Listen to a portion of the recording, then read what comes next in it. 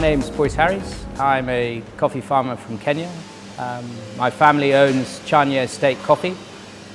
We've been in business for many years now. We're a multi-generational family, still owner-operated. And I'm here today to talk to you about one of the newest processing methods that we have looked at on our farm, and that is the honey process. Honey process in itself is not a new processing method, but in an East African and certainly a Kenyan context, I think that it is incredibly new. I'm not aware of anybody else who's trying it, but of course there might be somebody out there. What is honey processing? There are different ways and many ways to do honey process, and I will just talk today about what we do on Chania Estate. In simple terms, we harvest our coffee in the normal way. We hand pick our beans when they are at their most ripe potential. We will then put them through our disc pulpers that we have on the farm. A disc pulper is a machine that uses discs that shred the skin of the coffee away from the coffee bean, and water runs through this process at the same time. Coffee beans will now move forward in a channel separated from their cherry, which is the skin, and we now then pay attention to the beans while the skin will find itself onto a compost heap that we will then reuse into the farm when it has decomposed enough.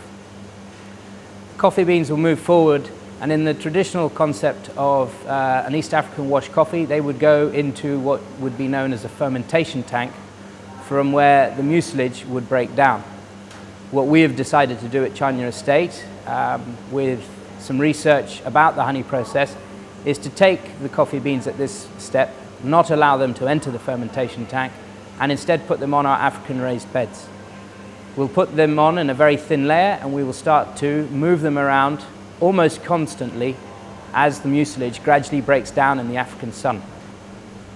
This process can take some time, and it's an incredibly messy process to work through. But I would say that after a day or 2 days, if the weather is good to you, you will have now parchment coffee. And what we would know as parchment coffee is where the husk of the bean has now started to separate from the bean, away from it, but still enclosing it. We'll then take the cured coffee off the drying bed onto another fresh drying bed so that it is on a canopy that still has airflow. And we will continue to dry this coffee in the way that we would normally dry washed processed coffee. As the parchment from the honey process continues to dry, we will carry on looking after it in the same way that we would do a fully washed coffee. It continues on raised beds, and we will rotate this in the sun and continue to monitor the decline in moisture of the beans using a moisture meter. What we will find, however, is that when you look at the color of the parchment color itself is probably, instead of being a light milky color that you would expect from a high quality East African wash parchment coffee, you will start to see a straw, if not honey-like color. Hence, I guess, the name honey process.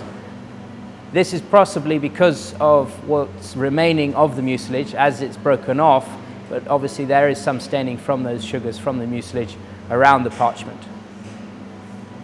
Now, as we then take these beans off the drying beds, it will carry through in the same way that we would look after a fully washed coffee. It will get milled, graded, and then it will enter the cupping phase as we look to check out its quality, its flavor characteristics, and hopefully find an interested buyer.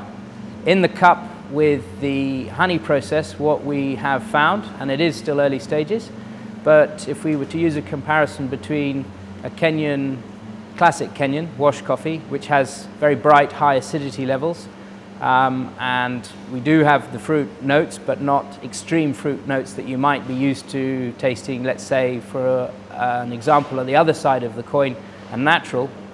What you have here now is a Kenyan with all the flavors involved, but slightly toned down, maybe a bit more citrus instead of the blackcurrant flavors that you would expect, and certainly not the acidity levels that you would find, and sometimes people may think a little bit excess when they cup Kenyans for the first time.